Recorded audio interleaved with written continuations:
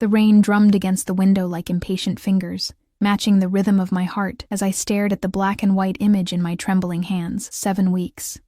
That's what the technician had said before printing out the ultrasound and handing it to me with a smile that didn't quite reach her eyes. 7 weeks pregnant and completely alone. I tucked the ultrasound into my purse and pulled my thin jacket tighter around my shoulders, stepping out into the bitter January air. The medical center's automatic doors hissed shut behind me, sealing away the antiseptic smell and fluorescent lights, leaving me exposed on the sidewalk as rain pelted my face and slipped down my collar. My apartment was 15 blocks away. I couldn't afford the bus fare today, not after the copay for the ultrasound. Marco had emptied our joint account 3 weeks ago before disappearing without a trace. The bastard had taken everything: my savings, my trust, my dignity. And he'd left me with nothing but mounting bills and this tiny bean-shaped blob on grainy paper that was somehow supposed to be my future. My phone vibrated in my pocket. Mom again. Probably. 3rd call today. I couldn't bear to answer, couldn't bear to hear the disappointment in her voice when I finally admitted that Marco was gone, and I was pregnant, and broke. Not today. Today I just needed to get home, get dry, and figure out what the hell I was going to do next. I was halfway home when the sleek black Bentley crawled alongside me. Even through the rain-blurred windows, I could feel eyes on me. The car moved at exactly my pace, like a predator stalking wounded prey. I walked faster, clutching my purse tighter to my side. The car accelerated slightly, keeping perfect time with my quickened steps. When it pulled ahead and stopped at the curb in front of me, my heart lodged in my throat. The rear window slid down silently, revealing nothing but shadows within. I froze, rain streaming down my face, unable to move forward or back. "Get in."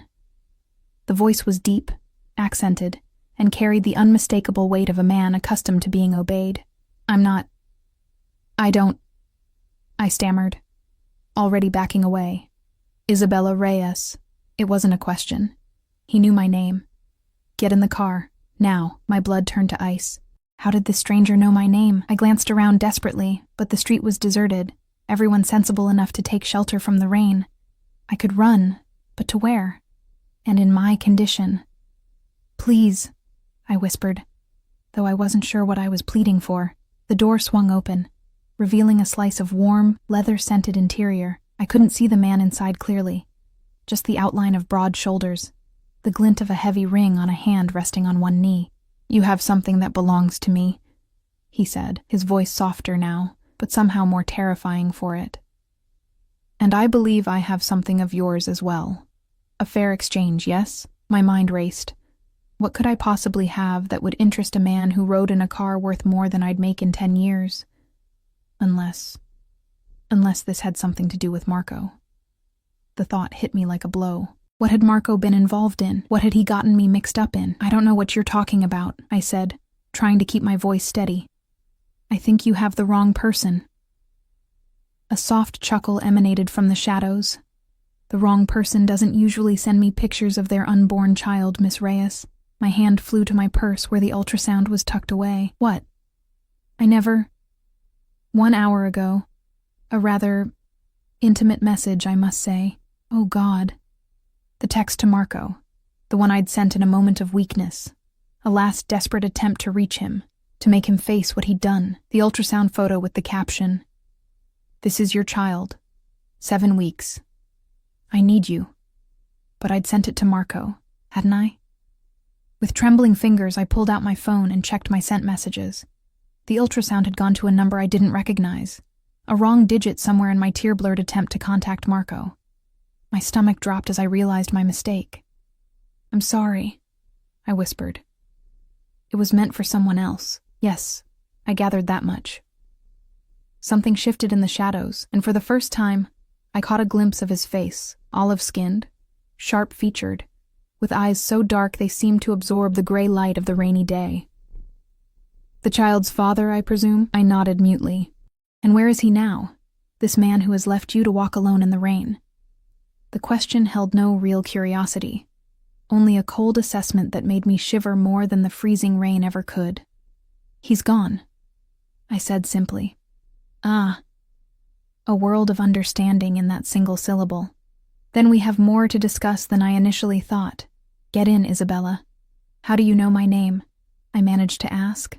A slight smile curved his lips. I know many things. Your name. Your address. The small apartment on Harlow Street with the leaking ceiling and no heat.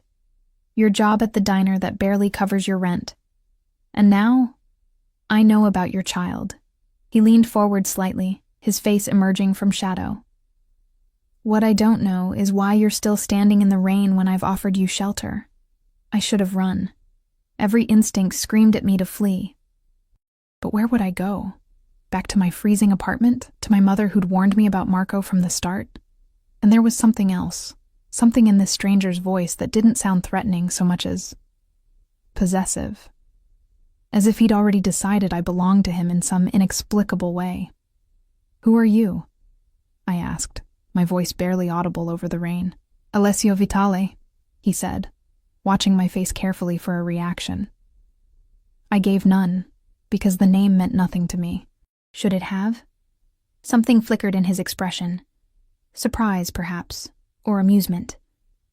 You truly don't know who I am, do you? I shook my head. Interesting. He gestured to the open door. Come. I promise no harm will come to you or your child. Not while you're under my protection. Your protection? I repeated, confusion mingling with fear. I don't need... Everyone needs protection, Isabella. Especially those who don't realize they're in danger. A chill that had nothing to do with the rain ran down my spine. Are you threatening me? If I were threatening you, he said softly, you would not need to ask. Before I could respond, my phone buzzed again. This time I glanced at the screen. An unknown number, but the text was clear enough. You've been sleeping with a dead man, Isabella. Marco stole from me. Now you'll pay his debt. I looked up sharply, but Alessio's expression revealed nothing. Another message came through. Get in the car, or the next photo I send will be of Marco's body. My legs nearly gave out beneath me. Was this man, this Alessio Vitale, responsible for Marco's disappearance? Had he killed him, or was this all an elaborate bluff? Time is a luxury you don't have right now, Alessio said quietly. There are others looking for you, others who won't be as gentle as I intend to be. As if to punctuate his words, a dark SUV turned the corner at the far end of the street, moving slowly, deliberately. Last chance, Isabella. Alessio extended his hand, large, strong, adorned with that heavy gold ring bearing some kind of crest. Choose. I looked at the approaching SUV, then back at Alessio's outstretched hand, the devil I didn't know versus the devils rapidly approaching, and somewhere in the back of my mind, a small, treacherous voice whispered, he knows about the baby. He offered protection. What choice do you really have? I placed my trembling hand in his. His fingers closed around mine, warm and dry and impossibly strong. Wise choice, he murmured, pulling me into the car with surprising gentleness. The door closed behind me with a soft, expensive thud, sealing me into a cocoon of warm leather and sandalwood cologne. As the car pulled smoothly away from the curb, I caught a glimpse of the SUV accelerating. Who are they? I asked, watching the SUV grow smaller in the rear window. People who believe that debts can be paid in blood, Alessio said simply. He sat across from me, one arm stretched along the back of the seat, studying me with those impenetrable dark eyes. You're Marco. He took something very valuable from some very dangerous people. And you? I whispered. Are you one of those dangerous people? His smile was slow, predatory, utterly without warmth. I'm much worse, Isabella. I'm the man they answer to. As the realization of what that meant washed over me, as I understood exactly whose car I had just entered, my phone buzzed one final time. The message contained just 3 words, "You're mine now." I looked up to find Alessio watching me, his expression unreadable. He hadn't touched his phone. This message had come from someone else. Someone who knew I was with him. Someone who was watching. "Where are you taking me?" I asked, my voice trembling despite my efforts to remain calm. "Somewhere safe," he replied. "Somewhere no one will find you until I decide what to do with you and that child you carry." The car accelerated, carrying me away from everything I'd ever known and into the arms of a man who collected debts in blood. And all because of one misdirected text. The Bentley glided through the rain-slicked streets, turning away from my neighborhood and toward the wealthy district I rarely had reason to visit. Alessio hadn't spoken since his ominous declaration, content to watch me with those unnervingly calm eyes, while I clutched my purse to my chest like a shield. When the car phone rang, he answered with a single word. Yes. A rapid stream of Italian followed from the other end, too fast for me to catch any words with my high school language classes from years ago. Whatever the caller said made Alessio's expression harden, the muscle in his jaw tightening visibly. Change of plans, he said, his accent thickening with what I sensed was controlled anger. Prepare the helicopter. We leave in 20 minutes. Helicopter? My stomach lurched with something beyond morning sickness. Where was he planning to take me? Please, I said, hating the tremor in my voice. I don't understand any of this. What did Marco take from you? Whatever it is, I don't have it. Alessio's gaze sharpened. You truly don't know? I shook my head, fighting back tears of frustration. I haven't seen Marco in 3 weeks. He cleared out our bank account and disappeared. That's all I know. And yet you still try to contact him. Heat crept into my cheeks. He's the father of my child, a child he clearly has no interest in. Alessio observed coldly. The truth of his words stung, but I lifted my chin. That's between Marco and me. No, Isabella, not anymore. He leaned forward, close enough that I could smell the subtle notes of his cologne, something expensive and complex that made my head swim. Marco Delgado stole $2 million from my organization. Money that was meant to complete a very important transaction. The air left my lungs in a rush. $2 million. That's impossible. Marco was a bartender, among other things. Alessio's smile didn't reach his eyes. Your lover had many talents: theft, deception. He was particularly skilled at making women believe in him. I don't believe you, I whispered. But even as the words left my mouth, doubt crept in. Marco's unexplained absences. The cash he sometimes brought home, the late-night phone calls he took in the bathroom with the shower running. You see it now, don't you? Alessio said softly. The signs were there all along. The car slowed, turning through an ornate gate into a private drive. Through the rain-streaked windows, I caught glimpses of manicured grounds surrounding a modern mansion of glass and stone. Security cameras tracked our approach, and men in dark suits appeared as the car stopped under a covered entrance. We have very little time, Alessio said, checking his watch. A sleek timepiece that probably cost more than my yearly rent. My enemies have discovered my interest in you. That makes you a target. Your enemies? I repeated numbly. The men in the SUV. They work for the Moretti family. They believe that because Marco stole from me while working under their protection, they're entitled to claim you as compensation. My blood ran cold. Claim me? I'm not property to be claimed. In their world? In my world. Everything has a price. His eyes moved deliberately to my still flat stomach. Everyone. One of the suited men opened Alessio's door, speaking rapidly in Italian. Alessio responded with a sharp command before turning back to me. Come, quickly. When I hesitated, he reached across and grasped my wrist. Not roughly, but with unmistakable authority. Isabella, I can protect you and your child, but only if you cooperate. The choice is yours, but understand this. If you walk away now, you won't make it to the end of the driveway. I looked past him to where another dark SUV had pulled up at the gate. Even from this distance, I could see men with guns emerging from the vehicle. Why? I asked, my voice barely audible. Why would you protect me? I'm nothing to you. Something flickered in Alessio's eyes. An emotion I couldn't name.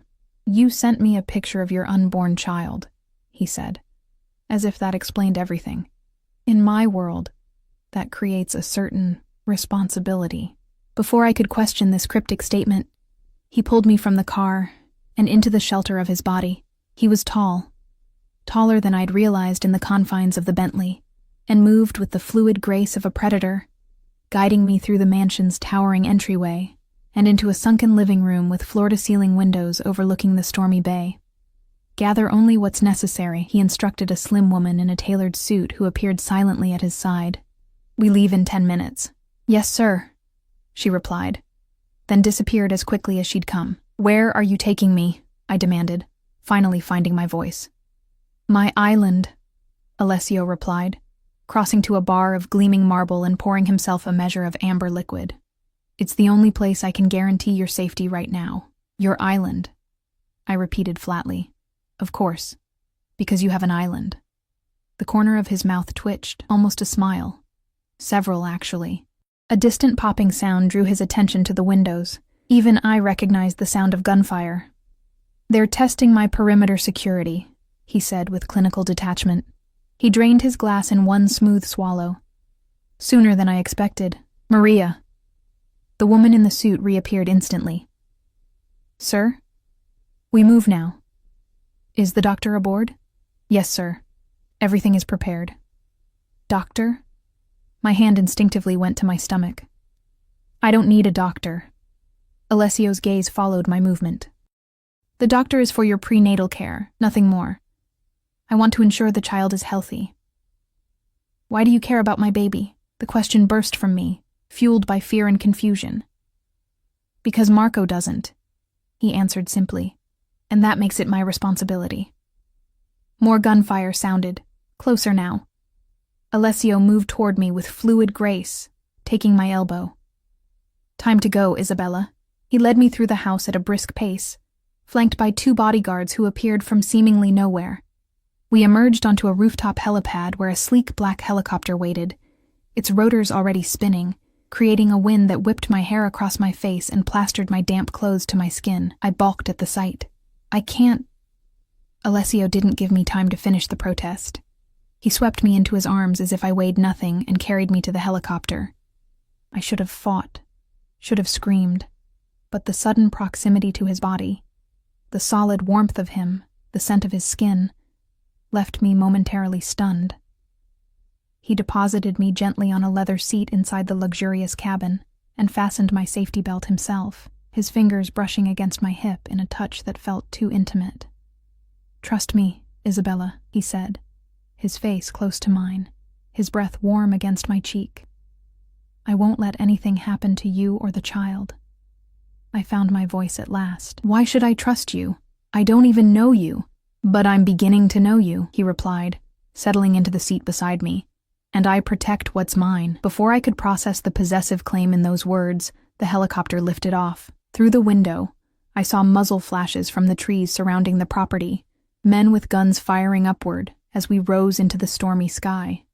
They're shooting at us, I gasped, instinctively curling forward to protect my stomach.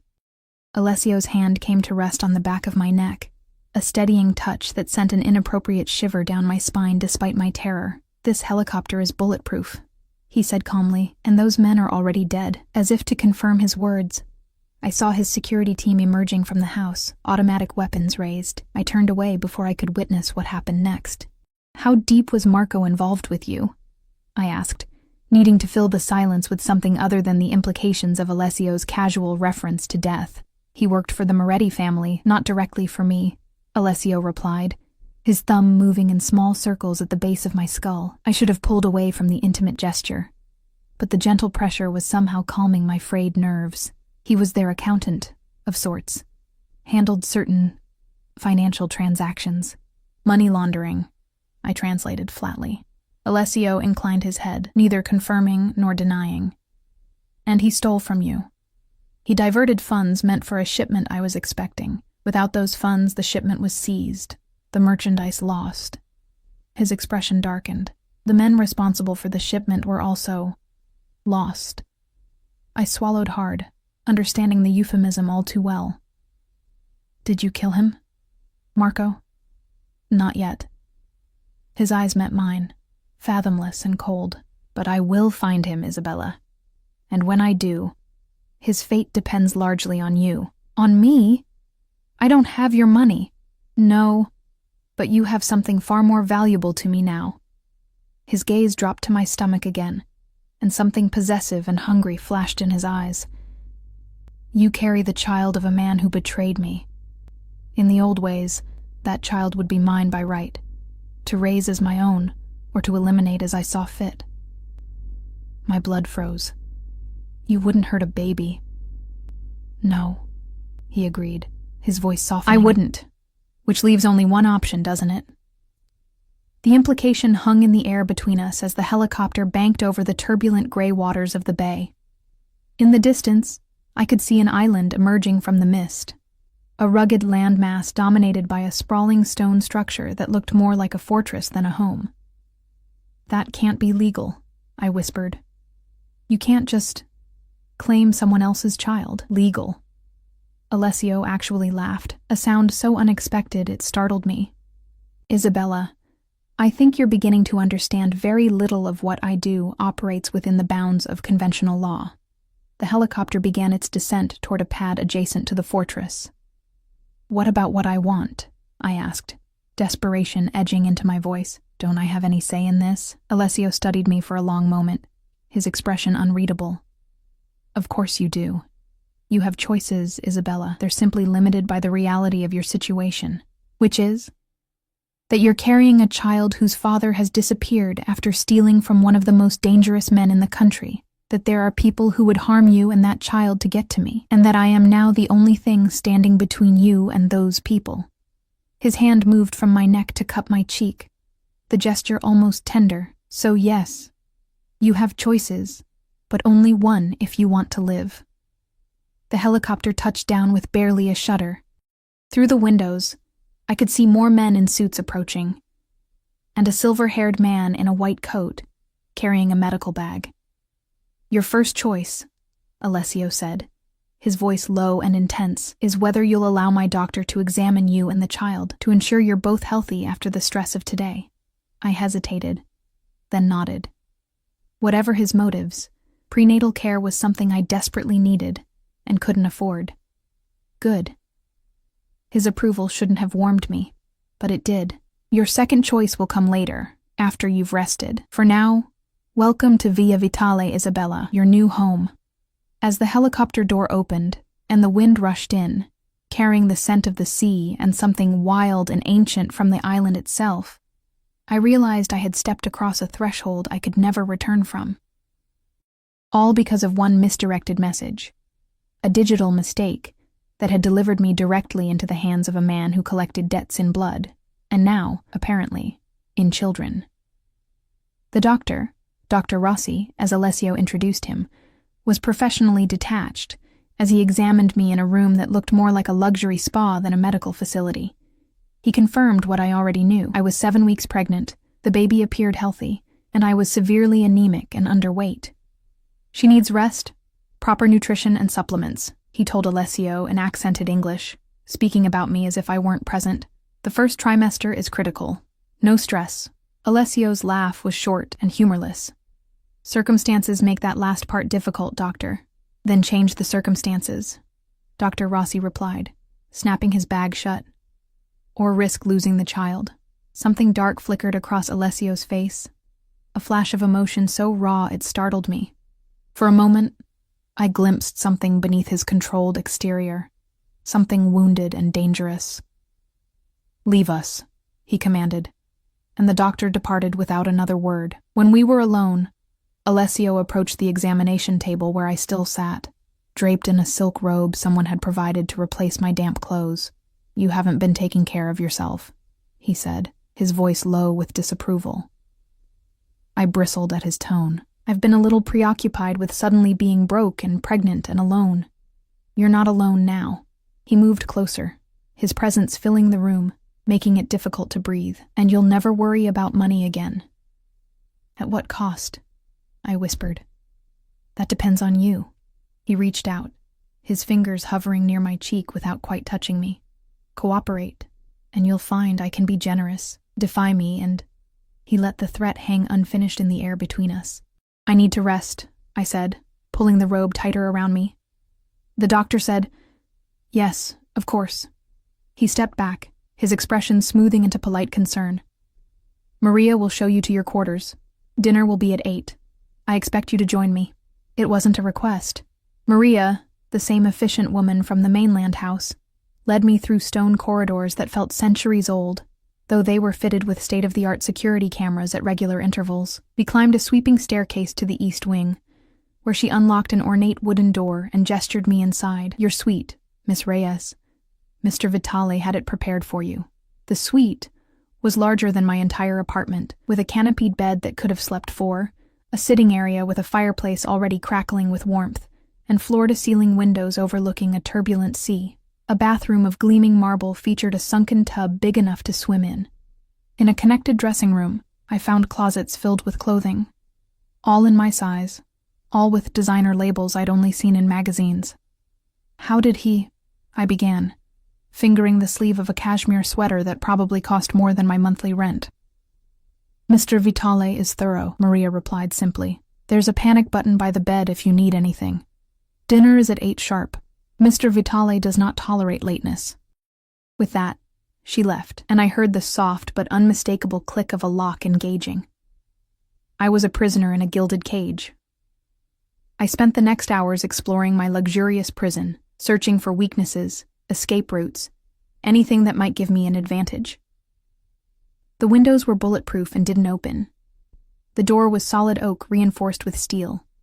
The panic button by the bed seemed to be the only way to communicate with the outside world. At precisely 7:45, Maria returned to escort me to dinner. I'd selected the plainest outfit I could find from the obscenely expensive wardrobe, black trousers and a simple blue blouse. But even these bore labels I recognized from fashion magazines. "Mr. Vitale prefers dresses for dinner," Maria observed with a disapproving glance at my ensemble. "Mr. Vitale doesn't dictate my wardrobe," I replied, lifting my chin. A ghost of a smile touched her lips. "As you wish." She led me down to a formal dining room dominated by a table that could have seated 20, though only 2 places were set, one at the head and one to the right. Candles flickered in silver holders, casting dancing shadows on stone walls, hung with paintings I suspected were priceless originals. Alessio was already there, standing by a window with a glass of wine, looking out at the storm that still raged across the island. He'd changed into a charcoal suit that fit his broad shoulders like it had been poured onto him, making him look even more imposing than before. He turned as we entered, his eyes moving over me in a slow, deliberate appraisal that made my skin prickle with awareness. "I see you're making yourself comfortable," he said, nodding to Maria, who withdrew silently, closing the heavy doors behind her. "As comfortable as one can be as a prisoner," I replied. "Guest," he corrected, moving to pull out my chair. "A highly valued one." I sat, if only because my legs felt suddenly unsteady beneath that penetrating gaze. "A guest who can't leave, for your own protection." He took his seat at the head of the table, close enough that I could smell his cologne, that same intoxicating blend of sandalwood and something darker that made my pulse quicken despite my fear.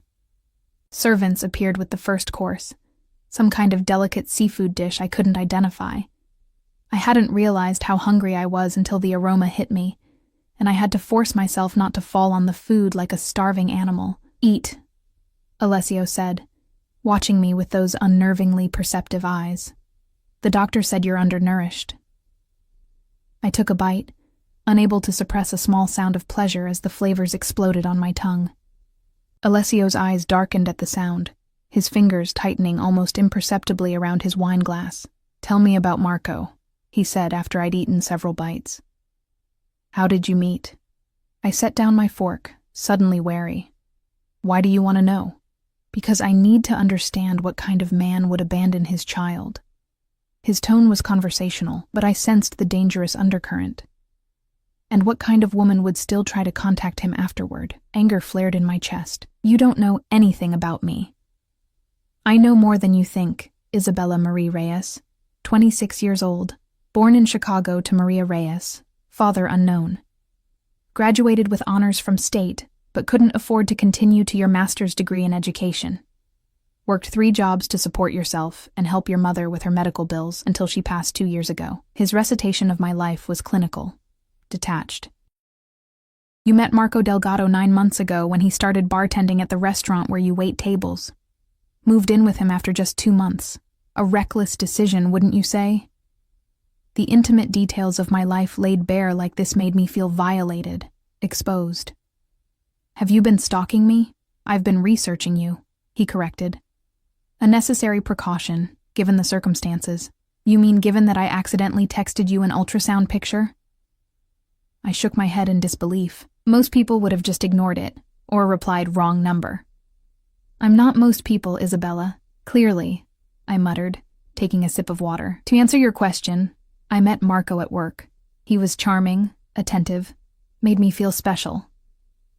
The admission tasted bitter now. I thought he loved me. Love, Alessio repeated, as if testing an unfamiliar concept. And do you still love him, this man who abandoned you and his child? I stared down at my plate, the question piercing something tender and unhealed inside me. I don't know what I feel anymore. You texted him the ultrasound, Alessio pointed out. That suggests some lingering attachment. I wanted him to know, I said quietly. To feel something. Guilt, shame, anything. I wanted him to hurt like I'm hurting. Alessio's expression softened fractionally. Revenge. That I understand. The rest of the meal passed in strange, almost companionable silence. The food was exquisite, each course more tempting than the last, but I couldn't fully enjoy it with Alessio's eyes on me, watching every bite, every swallow, every flicker of expression on my face. After dessert, a chocolate confection that made me momentarily forget my circumstances, he led me to a library where a fire crackled in a massive stone hearth. Rain lashed against leaded glass windows, and lightning occasionally illuminated the tumultuous sea beyond.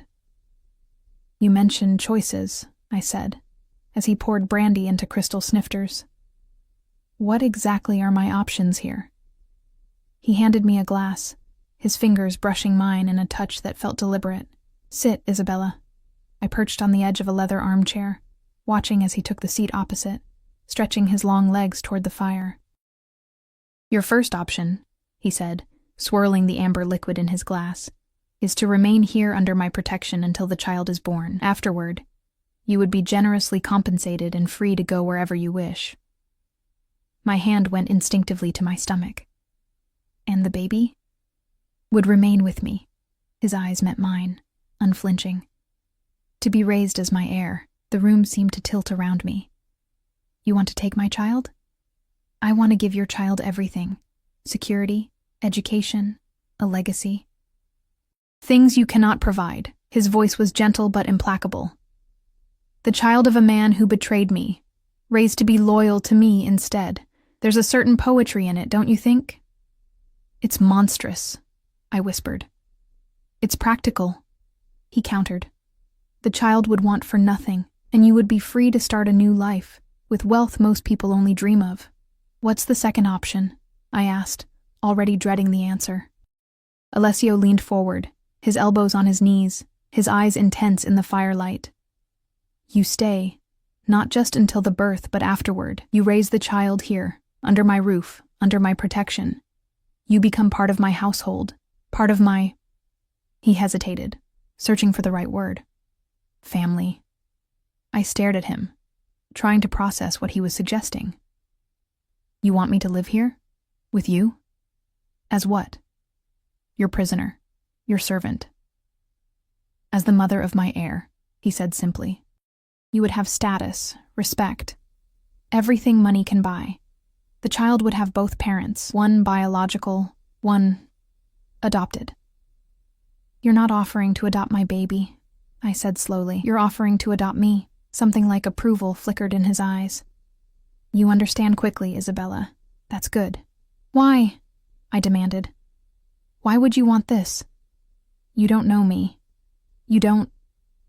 I broke off, a terrible suspicion forming. Is this some kind of twisted revenge against Marco?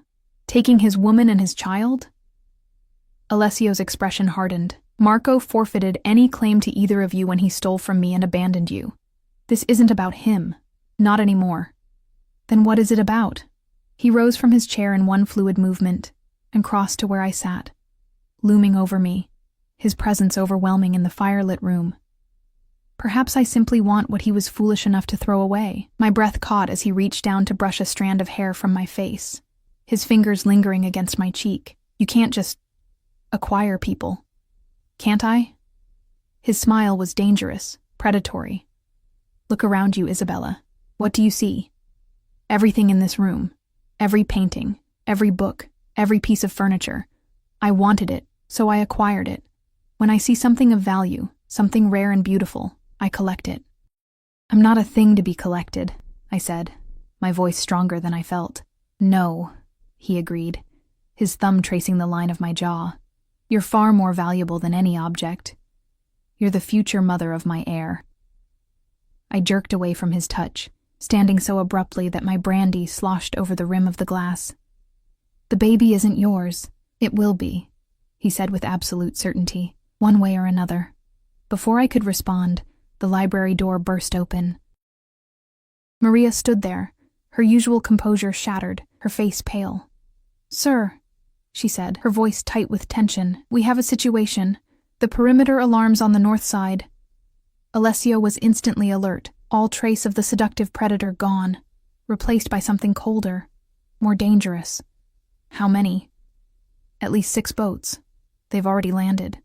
She glanced at me, then back to him. Moretti's men. How?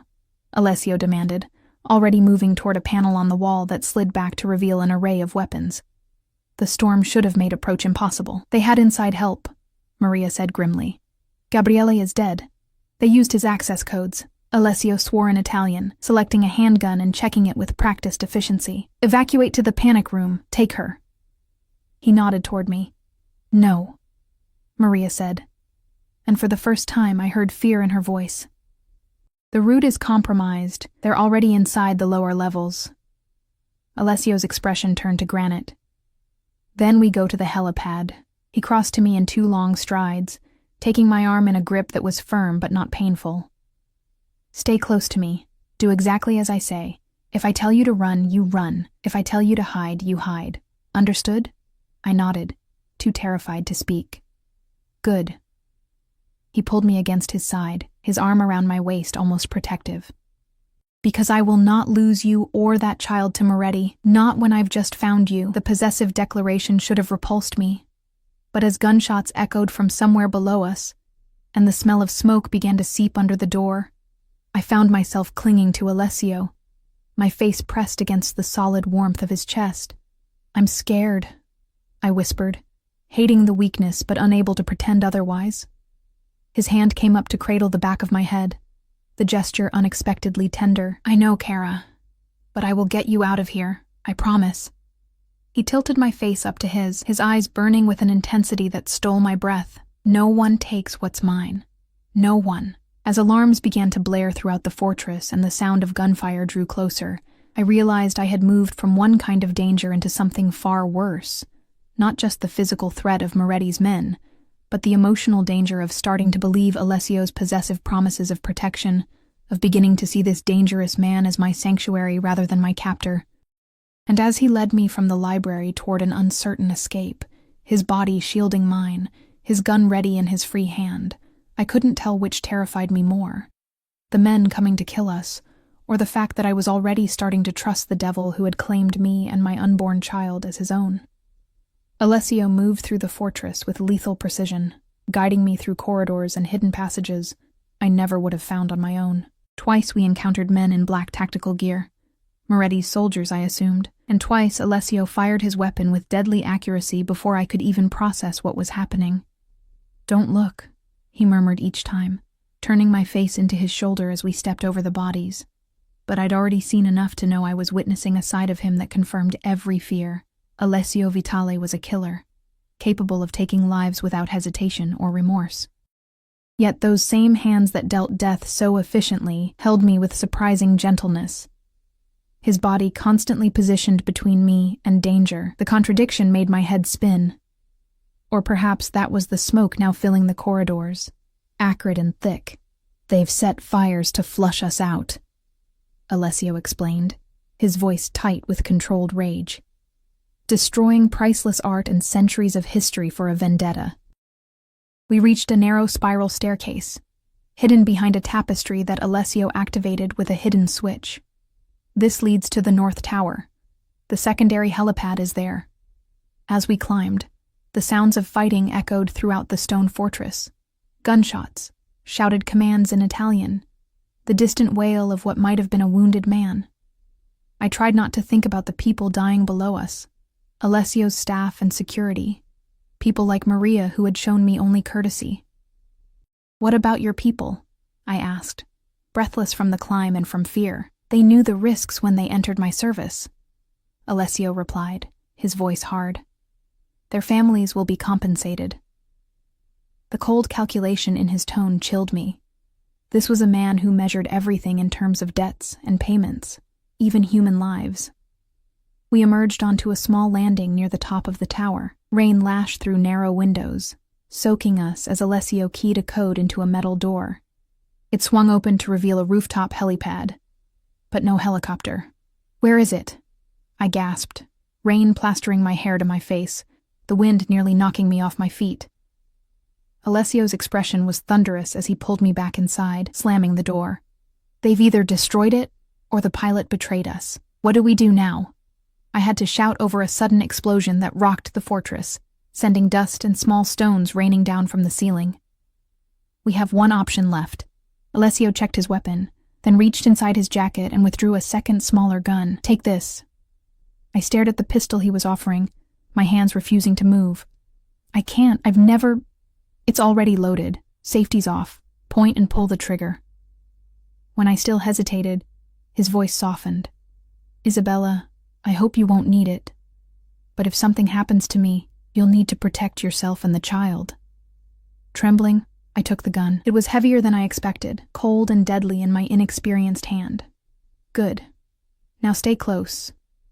He pulled me back toward the spiral staircase, but instead of descending, he continued upward, to the very top of the tower, where another, smaller door awaited.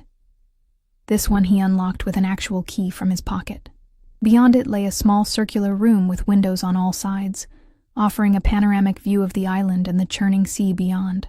The room was spartanly furnished.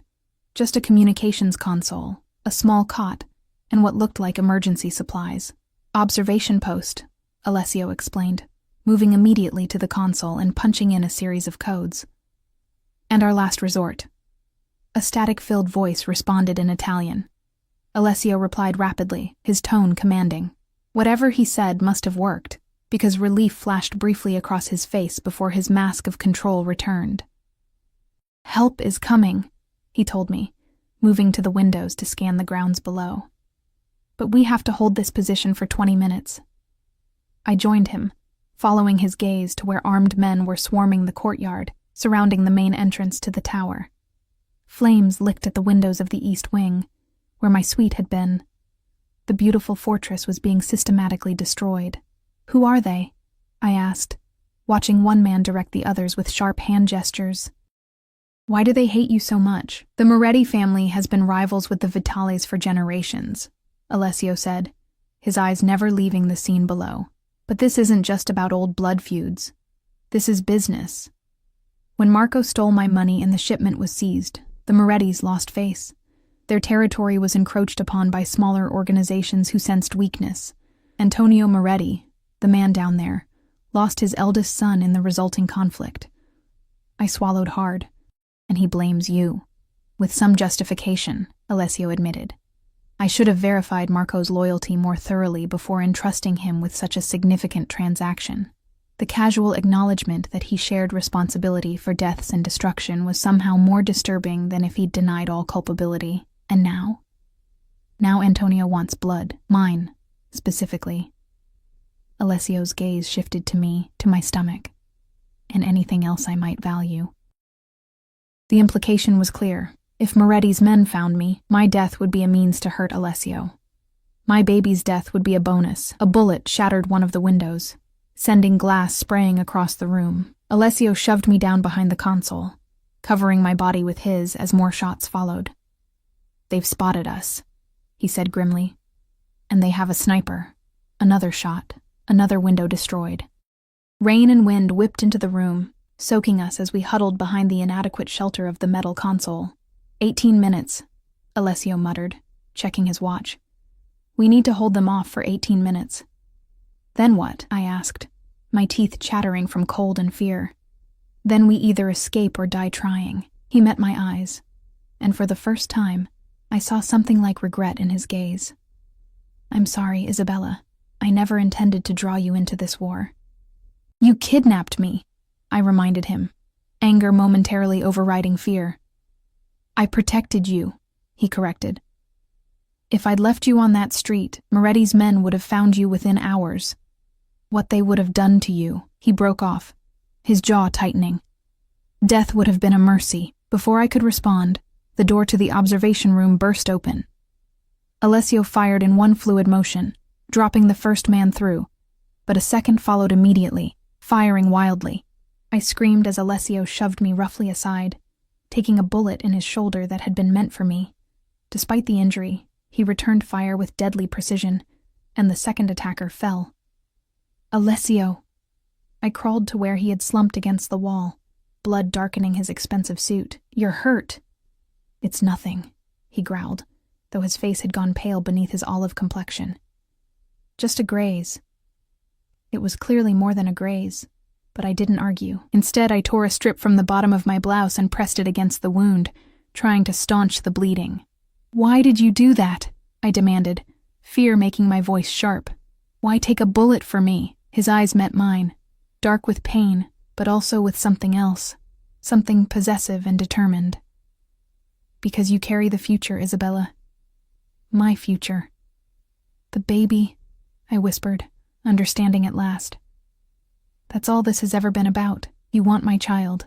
Not just the child, Alessio said, his blood-stained hand coming up to cup my cheek. You. Both of you. Confusion washed over me. But why? You said yourself, Marco betrayed you. This baby is his. Why would you want— Because I know what it is to be born unwanted, he interrupted, his voice raw with an emotion I couldn't name. To be the son of a man who saw you only as a debt to be paid. My mother was like you, young, beautiful, caught in a world she didn't understand. My father took her as payment when her brother couldn't repay a loan. She died giving birth to me, and he never let me forget that my life came at the cost of hers. The revelation stunned me into silence. This glimpse into Alessio's past, into the wounds that had shaped the dangerous man he'd become, shifted something in my perception of him. I won't let that happen to your child, he continued, his eyes burning with intensity despite the pain. I won't let it be raised as a debt, as a thing, as something less than cherished. So, instead, you'd take it from its mother? I challenged, though my voice lacked conviction. No, he said softly. I'd give it both of us, a mother who carried it in her body, and a father who chose it, who wanted it, who would burn the world to protect it. The raw sincerity in his voice made my heart constrict painfully in my chest. Before I could respond, more gunfire erupted from the stairwell. They're coming, Alessio said, struggling to rise. How many bullets do you have left? I checked the gun he'd given me, which I'd tucked into the waistband of my trousers. I don't know. I haven't fired any. 6 then. He grimaced as he tore the makeshift bandage from his shoulder and replaced it with a fresh strip torn from his own shirt. Make them count. Alessio, I can't. You can, he insisted, grasping my shoulders. You will. For the baby. For our future. Our future. The words hung between us, impossible and yet somehow inevitable. In the chaos of the last 12 hours, in the storm of violence and revelation, something had shifted between us, something neither of us had sought, but both now recognized. Heavy footsteps pounded up the spiral staircase. Alessio positioned himself in front of me, gun raised despite the blood still seeping from his wound. How long? I whispered. He checked his watch. 10 minutes. We need to hold them for 10 more minutes. The first attacker appeared in the doorway, a man in black tactical gear, his face obscured by a mask. Alessio fired, but his injury affected his aim, and the shot went wide. The man returned fire, forcing us back behind the metal console. Isabella, Alessio said, his voice tight with pain and urgency. If I don't make it, don't. I interrupted fiercely. Don't you dare say goodbye. A ghost of a smile touched his lips. Not goodbye, a promise. If I don't make it, there's a safe house in Geneva. The codes are— More gunfire interrupted him as 2 more men burst into the room. Alessio returned fire, dropping one, but the other took cover behind the doorframe, firing methodically at our position. "We can't stay here," Alessio muttered, blood now soaking through his improvised bandage. "We're pinned down." I looked around desperately for an escape route, but there was nowhere to go. We were at the top of a tower, surrounded by enemies, with only the churning sea hundreds of feet below. A bullet struck the console inches from my head, sending sparks and metal fragments flying. One sliced across my cheek, and I felt warm blood trickle down my face. "Enough!" Alessio's roar was primal, filled with a rage I hadn't heard before. "Isabella, stay down!" Before I could stop him, he surged to his feet, firing repeatedly at the doorway, forcing the attacker to retreat momentarily. In that brief window, Alessio crossed to a cabinet I hadn't noticed before, wrenching it open to reveal what looked like explosives.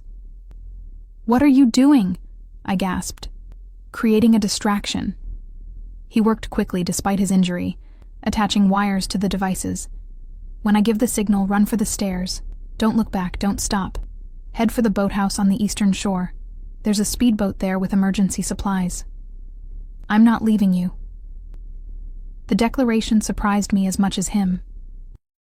His eyes met mine, something like wonder flickering in their depths. "Isabella." Whatever he was about to say was cut off by a new barrage of gunfire. This time Alessio wasn't fast enough. A bullet caught him in the leg, sending him crashing to his knees. "Alessio!" I scrambled to his side, heedless of the danger. "Get back!"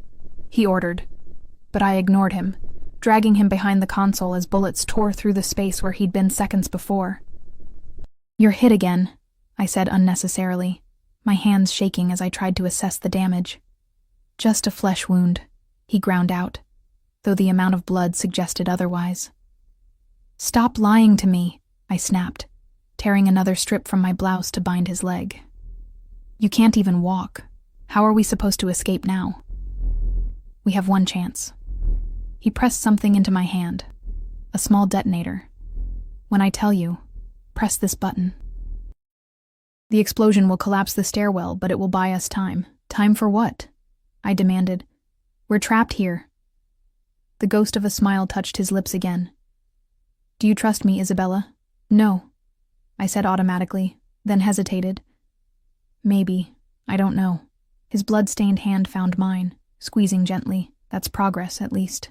More footsteps on the stairs, more men coming to kill us. Alessio checked his watch. 7 minutes.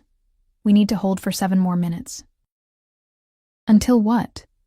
As if in answer, a distant sound reached us, the distinctive thump of helicopter rotors.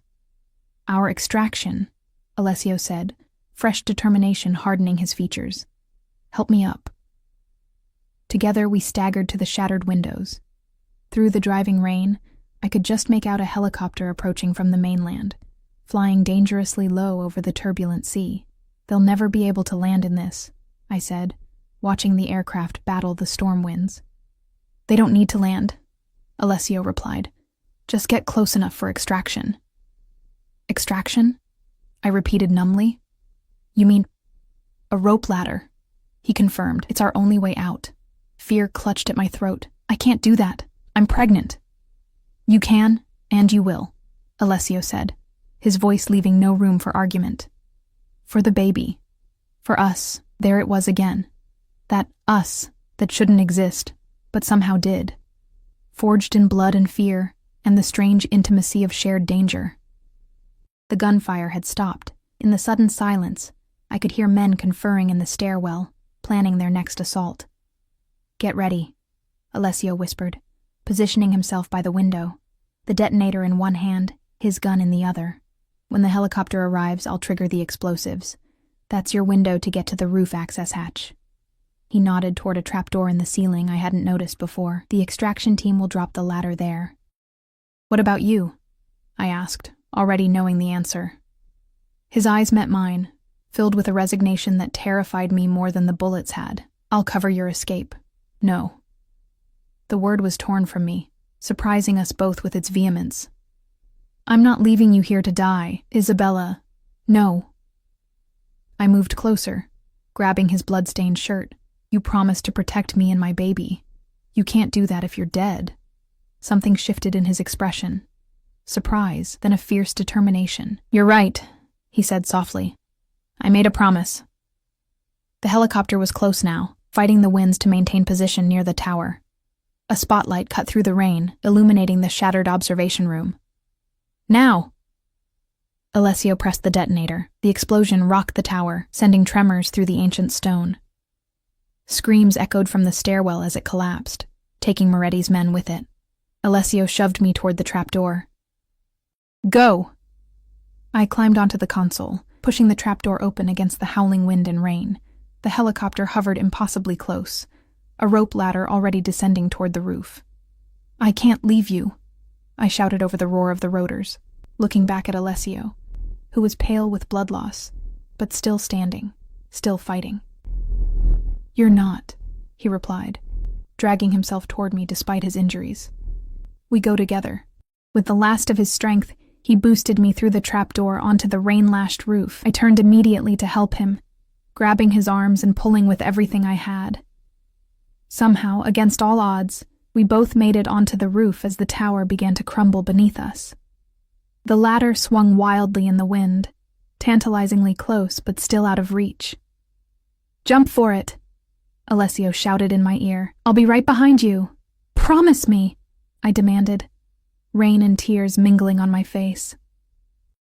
"I promise," he said, and kissed me, a fierce, desperate kiss that tasted of blood and rain and impossible futures. "Now go." I leapt for the ladder, catching it with both hands, clinging desperately as it swung me out over the abyss. Looking back, I saw Alessio poised to jump, but at that moment, a figure appeared through the trapdoor, Antonio Moretti himself, his face contorted with hatred, a gun in his hand. "Alessio!"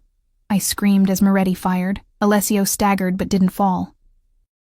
Instead, he turned with preternatural speed and fired his own weapon. Moretti crumpled, but not before getting off one more shot. This time, Alessio fell to his knees at the edge of the crumbling roof. "Jump!" I screamed, one hand outstretched toward him as the helicopter began to pull away, taking me with it. With what seemed like the last of his strength, Alessio lunged for the ladder, his fingers closing around the lowest rung as the helicopter veered away from the collapsing tower. We dangled there, suspended between earth and sky, as the fortress that had been both prison and sanctuary exploded in flames below us. Alessio hung by one hand, his body a dead weight, blood streaming from his wounds. "Hold on." I climbed down the ladder toward him, ignoring the danger, caring only that he not fall. His eyes met mine, filled with a wonder that transcended pain. "You came back for me," he said, his voice barely audible over the storm. "Always," I replied, the word a vow I hadn't known I was ready to make until it left my lips. Together, we clung to the ladder as the helicopter carried us away from the burning island, away from death and destruction, toward an uncertain future that somehow, against all reason, we would face together. In the shelter of a trauma blanket aboard the helicopter, as medics worked to stabilize Alessio's wounds, he pulled me close, his lips against my ear. "This is only the beginning, Isabella," he murmured. "From this moment, you and the child are under my protection. Not as prisoners, not as possessions, but as family. My family." I should have protested, should have reminded him that I hadn't agreed to his terms, that one moment of crisis didn't erase the fact that he'd kidnapped me, threatened me, drawn me into his dangerous world. Instead, I found myself leaning into his embrace, my hand covering his where it rested protectively over my stomach. The baby that had been Marco's mistake was now Alessio's heir, claimed not through blood, but through choice, through a promise forged in fire and sealed with blood. "Family," I echoed, the word both terrifying and exhilarating. Alessio's smile was like the breaking of dawn after the longest night. "I'll build you a new fortress, Kara. One where no one can reach you. One where you'll both be safe." As the helicopter carried us toward the distant lights of the mainland, I knew that I had crossed a threshold from which there was no return. The life I had known was gone, consumed in the same flames that had devoured Alessio's island fortress. In its place was something new and dangerous and strangely beautiful. A future with a man who had claimed me through a misdirected text, who had bled for me, who looked at my unborn child not as a burden, but as a treasure to be protected at all costs. It wasn't love, not yet. But as Alessio's hand tightened around mine, as his eyes promised me a world where I would never again walk alone in the rain, I knew it could be. Someday, it could.